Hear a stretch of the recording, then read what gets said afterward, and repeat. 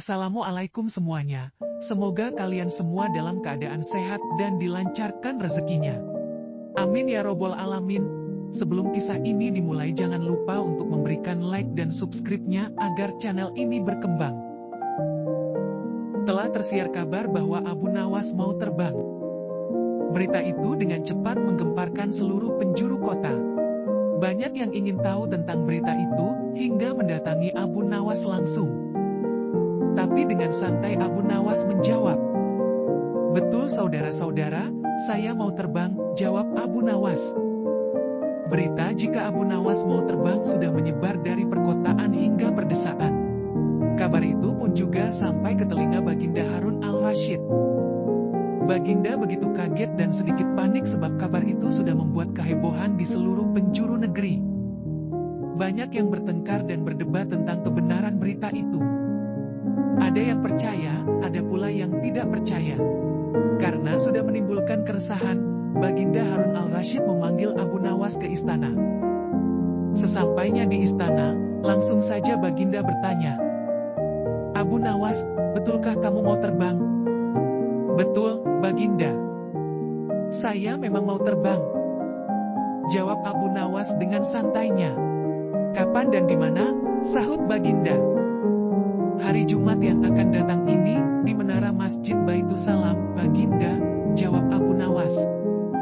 Baiklah Abu Nawas, karena berita ini sudah membuat banyak perdebatan di kalangan masyarakat. Maka pengadilan masyarakat akan memutuskan nasibmu bila berbohong. Sesuai dengan peraturan di negeri ini, kamu akan mendapatkan hukuman berat jika berbohong. Berbohong dan membohongi orang sama dengan menipu, sedangkan menipu bisa dijerat hukuman paling berat, yakni hukum gantung. Banyak orang yang telah mengetahui pemanggilan Abu Nawas di istana oleh Baginda Raja. Abu Nawas telah mendapatkan ancaman jika berbohong akan dihukum gantung. Mereka tak sabar menunggu hari di mana Abu Nawas terbang atau akan dieksekusi. Hari Jumat pun tiba. Masyarakat sudah berbondong-bondong memenuhi halaman Masjid Baitussalam. Tak jauh dari arena itu, peralatan untuk melaksanakan hukuman gantung telah disiapkan manakala Abu Nawas berbohong. Tapi orang-orang yang sudah menyesaki masjid terpana melihat Abu Nawas yang dengan santainya berjalan.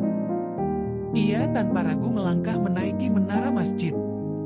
Orang-orang pun bertanya, benarkan Abu Nawas akan terbang? Ada pula yang berkata, silakan terbang Abu Nawas. Kalau kamu terbang pasti akan jatuh dan mati, tapi kalau kamu tak terbang, kamu akan digantung. Suasana menjadi tegang dan hening saat Abu Nawas sudah sampai di puncak menara masjid. Semua mata tertuju pada Abu Nawas, seolah mereka merasa akan menyaksikan kejadian yang luar biasa. Sementara di atas, Abu Nawas berdiri dan mulai beraksi.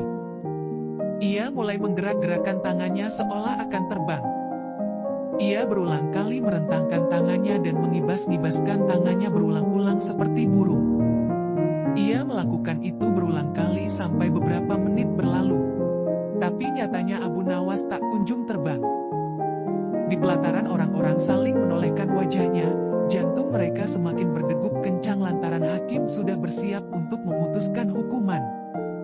Tapi Abu Nawas malah dengan santainya turun dari menara. Apakah kalian tadi melihat bahwa saya mau terbang?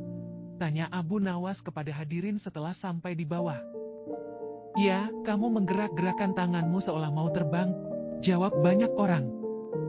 Lalu, apakah saya berbohong bahwa saya mau terbang dari menara Masjid Baitussalam? Tanyanya lagi. Orang-orang pun hanya menggeleng-gelengkan kepada tanpa ada suara yang keluar.